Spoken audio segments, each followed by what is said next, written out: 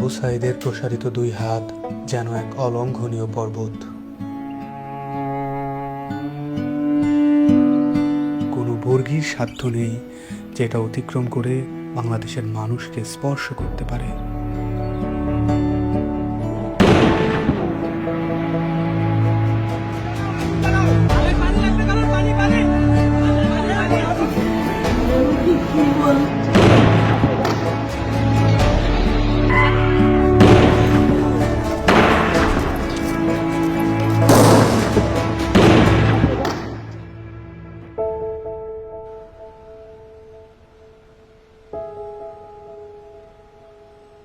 জুলাইয়ের পর থেকে এই বাবা প্রতিদিনই রাস্তার আশেপাশে হাঁটাহাঁটি করেন।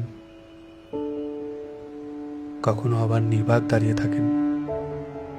উনি সামনের দিকে তাকিয়ে থাকেন, কিন্তু আসলে কোনো দিকেই তাকান না।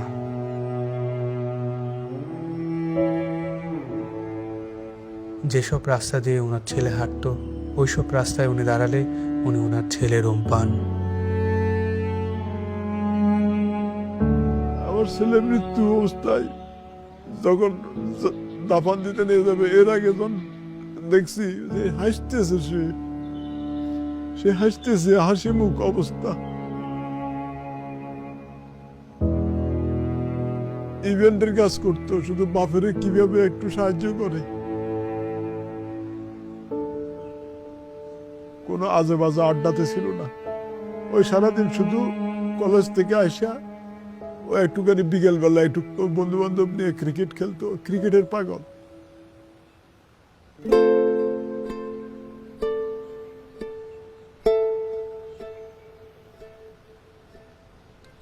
যে আমার পায়ের পাতা আছে এরকম একটা অনুভূতি হতো, কিন্তু আমি যখন হাত দিতাম তখন থেকে আমার পায়ের পাতা নেই, এরকম একটা প্রচুর অনুভূতি হতো। আমি অনেক কান্না করতাম। এই ব্যথার চেয়ে আমার ওই অনুভূতিগুলো আমার বেশি হতো, যে আমার পা আছে, আমি যখন হাত দিই তখন থেকে আমার পা নাই।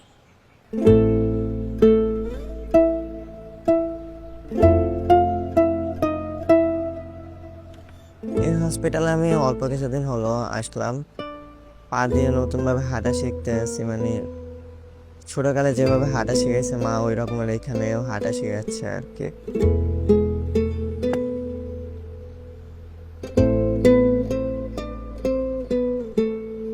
একটি প্রতিবন্ধী কিশোর, 7 বছরের বাচ্চা, ল্যাংড়া মানুষ যদি সংগ্রামে নামতে পারে, তাহলে আমি কেন বসে থাকবো ঘরে?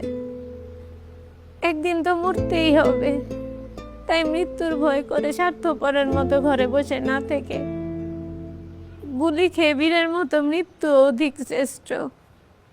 আমি যদি বেঁচে না ফিরি, তবে কষ্ট না পেয়ে গর্বিত হয়েও জীবনের প্রতিটি ভুলের জন্য ক্ষমা চাই। আনাস।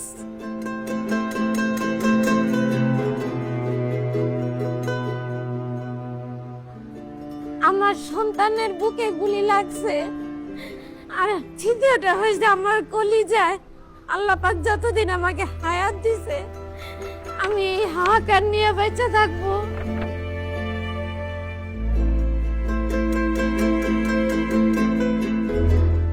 প্রিয় বাবা আসলে আমাদের একটা কিছু না, কিন্তু চকলেট নিয়ে আসছো।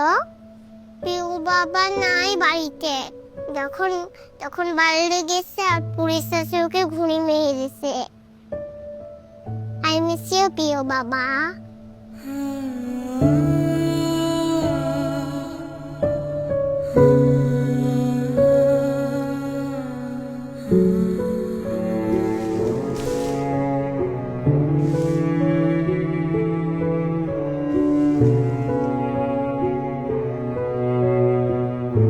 এখন ওদের চেম্বারের মধ্যে বক্তব্য দিছিল যে আমরা কোনো সরকার বিরোধী আন্দোলন নয়, আমরা নিজের অধিকার আদায়ের জন্য বলে বলা করার পরে ওদের কমিল বড়ুয়া ওই ছাত্রলীগের লিডার আসছিল, তাই সেই গলা চিপি ধরছিল, গাল মুখত থাপড় মারছে।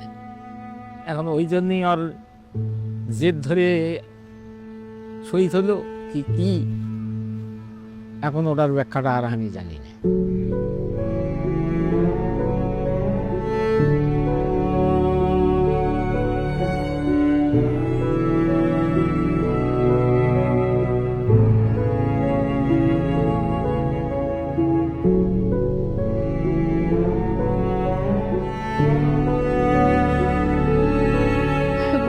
আমার মায়ের দুধ খাইয়া ঘুমায়, সেই ঘুমটা ঘুমাইতে পারে না, তখন আবাইতে পাইয়া পাইতে পাই করে উলট ফুলট করে ঘুমের লেগে আবার উনি খুলে লই।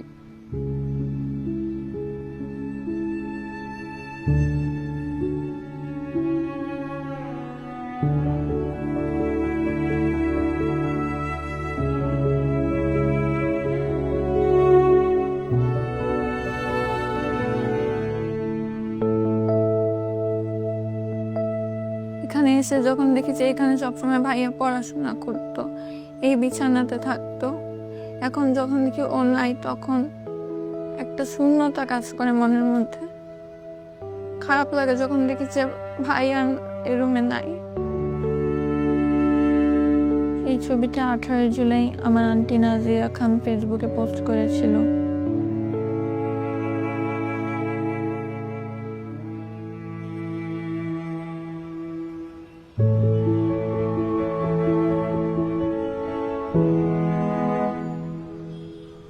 আজ কতদিন হলো আমার ছেলে আমার মা কয়, আমার মাও কয় না, আমার বুক হয় না, কয় না আমার বাপ বেড়ে দে। আমার সন্তানকে যারা যেভাবে মারছে আল্লাহ তাদের বিচার করুক।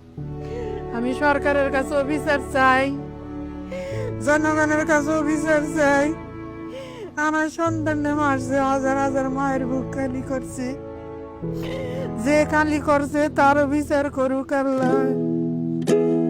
কতটা তুমি হারালে বন্ধু, কেঁদেছে অন্তর, জানো না তুমি হারাবার ব্যথা, জানে পলাশির প্রান্ত। হারিয়ে গেছে যেখানে মায়ের সোনার নলুকখানি, গোলা ভরা ক্ষেতের ফসল, সাজানো ফুলদানি। এ হারানোর বেদনা তুমি রেখো অন্তরে, দেখবে তোমার দুঃখ লুকাবে পলাশির প্রান্তরে। বাংলাদেশের বুকের ওপর চেপে বসা 36 দিনের এই ভারই আমরা নিতে পারছি না। একবার ভাবি চলেন, 16 বছরে কত বড় ভার হয়ে এটা আমাদের বুকের ওপর বসেছিল। এই ভারই আমাদের শক্তি দিক সংস্কার করে নতুন বাংলাদেশ গড়ার।